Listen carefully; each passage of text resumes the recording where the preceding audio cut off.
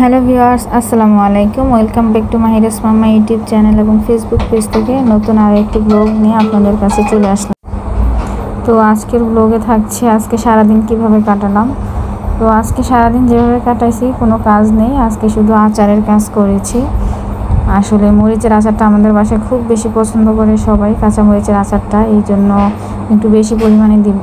তো 10 কেজি আম্মা গতকাল রাতে এনে রেখেছে। তো এখানে আমি লবণ, তারপরে কাঁচা যে 5 ফোড়ন আছে ওটা বেটে হলুদ দিয়ে এটাকে ভালোভাবে মাখাবো। অনেকেই অনেক রকমের আচার দিয়ে থাকেন, বাট আমাদের বাসায় এত আচার দেওয়া হয় না। এক সময় ছোটোবেলা দেখেছি মা কৌটায় কৌটায় করে আচার ভরে রাখতেন, রোদে দিতেন, সেখান থেকে নিয়ে খেতাম। আচারের কথা বলাতে এবং আচারের ভিডিও দেখতে দেখতে আমার জিভে একদম জল চলে আসছে। আপনাদের নিশ্চয়ই এরকম হবে যখন আপনারা আমার ভিডিওটা দেখবেন। তো যাই হোক, এরকম দিত আম্মা ওই সময়। আসলে কি, আমার মায়ের হাতে এখন ব্যথা, আম্মা সুস্থ নেই এই জন্য অতটা। তারপর আল্লাহ পাকের অশেষ রহমতে আছে ভালো, বাট আগের মতো অত শক্তিশালী নেই বলে কিন্তু এখন আর অতটা আচার টাচার দেওয়া হয় না। আর আমাদের এত গুণ নেই, কারণ এত কিছু পারি না। চেষ্টা করলে হয়তো বা পারতাম, বাট ওরকমভাবে চেষ্টাই করা হয় না। সময় এর সাথে কাজের সাথে সামঞ্জস্য করতে পারি না, এই জন্য দেওয়া হয় না। তো আজকে সময় করে বের করে এই আমগুলোকে আমি কুচি করে নিয়েছি। পিলার দিয়ে কিন্তু আমি সবগুলো আম কুচি করেছি, এতে আমের কুচিটা খুব পাতলা পাতলা ভালো হয়েছে। তো আসলে অতটা রোদ ছিল না, তারপরে কি করব, আম অলরেডি পাকা পাকা ভাব হয়ে উঠছে, একটু হলুদ হলুদ হয়ে উঠেছে, নরম হয়ে উঠেছে, এই জন্য তাড়াতাড়ি এটা কেটে ফেলেছি। দেওয়ার পরে এগুলো নিয়ে রোদ্রে চলে আসলাম। 10 কেজি আম, 4টিখানি কথা না, অনেকগুলো আম হয়েছে। এই যে এখানে সবগুলো আম রোদে দিয়ে গিয়েছি। এখনও আমার প্রায় 1 থেকে 1.5 কেজির মতো ঘরে ছিল। পরবর্তীতে আমি ওগুলোও কেটে রোদে দিয়ে তারপরে আচারে বাগার দেওয়া হয়েছে। তো আসলে কি, আগে এরকম ছোটোবেলায় আম্মা আমাদেরকে দিয়ে আচারের অনেক কাজ করাতো। তো এই তো আচার টাচার শেষে নিচে নামার পরে দেখি যে আপু বাজার থেকে চলে আসছে।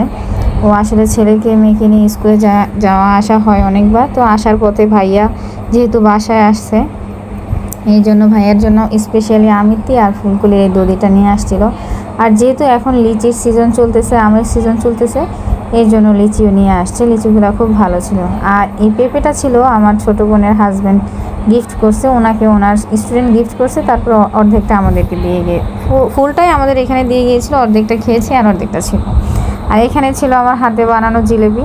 জিলেবিগুলো কিন্তু খুব মজা হয়েছে, যদিও জিলেবির শেপ অতটা ভালো হয়নি, বাট জিলেবি খেতে কিন্তু খুবই টেস্টি হয়েছে। জিলেবির মতোই হয়েছে, রেশমি জিলেবি হয়েছে আর কি। আর আমি জিলেবিতে কিন্তু গুড় দিয়েছিলাম, এই জন্য আরও বেশি ভালো লাগছে। এর মধ্যে আম্মাও চলে আসছে বাজার নিয়ে। আসলে কি, যেদিন আচারের কাজ করেছি ওই দিন কেউই বাসায় ছিল না, এই জন্য আমি একা একা করতে হয়েছে, তা না হলে আরও তাড়াতাড়ি সারা হইতো। তা আমার মেয়ে বলতেছে আমি বাজারের ভ্যাগটা খুলবো। আমি বলতেছি আচ্ছা ঠিক আছে, তুমি খোলো। সে এদিক সেদিক করতেছে, বাজারের ভ্যাগ খোলার জন্য অস্থির হয়ে গিয়েছে। আমি বললাম যে আচ্ছা ঠিক আছে, আমি দেখি। তারপরে সে আমাকে দেখতে দিল। তা এখানে আমার পাবদা মাছ নিয়ে আসছে, কাঁচামরিচ নিয়ে আসছে। কাঁচামরিচ শুধু এই কটাই কিন্তু ছিল না, এটা শুধু আমাদের রান্নার কাজে ব্যবহারের জন্য আনছে। এখানে ধনিয়া পাতা নিয়ে আসছে, লাউ আনছে একটা। আমার আব্বা আম্মা পানে খাওয়াতে খুব পটু, এই জন্য সবসময় তারা বাজারে গেলে পান নিয়ে আসে। এখন কম পরিমাণে আনা হয়েছে, কারণ ভাইয়া বাসায় থাকে, ভাইয়া খুব রাগ হয় পান খাওয়ার জন্য। তো এরকম কার কার বাবা মা পান খায়, পানের জন্য বকা খায়, কমেন্ট করে জানাবেন। আর যারা আমার চ্যানেলে নতুন করে আমার ভিডিও দেখছেন, তাদের কাছে অনুরোধ থাকবে অবশ্যই আমার চ্যানেলটা সাবস্ক্রাইব করবেন। আর এখানের এই আমগুলো হচ্ছে আমার নানা বাড়ি থেকে পাঠানো হয়েছে। এগুলো গাছের আম, এগুলো ল্যাংড়া আম। তো এগুলো পাঠানো হয়েছে, সবার বাসা দিয়ে দেওয়া হয়েছে অল্প স্বল্প করে। তো এটা দিয়ে গিয়েছে আমার কাজিন। ও বলেছিল আপু 2-3টা আম ফাটা আছে, আপনি কেটে নেবেন। তো আমি এই 2-3টা আম বের করার জন্য খুলছি, পরে দেখলাম যে হ্যাঁ 2-3টা আম ফাটা আছে। এগুলো পাড়ার সময় নিচে পড়ে ফেটে গেছে। তো এই তো ছিল এই আমের ঘটনা আর এই বাজার। তো যারা আমার চ্যানেলে নতুন আছেন অবশ্যই আমার চ্যানেলটা সাবস্ক্রাইব করবেন, লাইক করবেন, কমেন্ট করবেন। এই তো, আর এখানে আজকে রান্নার জন্য মুরগিও নিয়ে আসছিল। তো আমি মুরগিটাকে দেখলাম যে আব্বা ছিলায় নিয়ে আসে না, এই জন্য খুব মেজাজটা গরম হয়েছিল যে ছিলায় কেন নিয়ে আসেন না। তো এই তো আচারের বাগার দেওয়া শেষ। এখানে আমি সেটা আসলে ক্যাপচার করতে পারিনি। তো এই তো ছিল আজকের ভিডিও।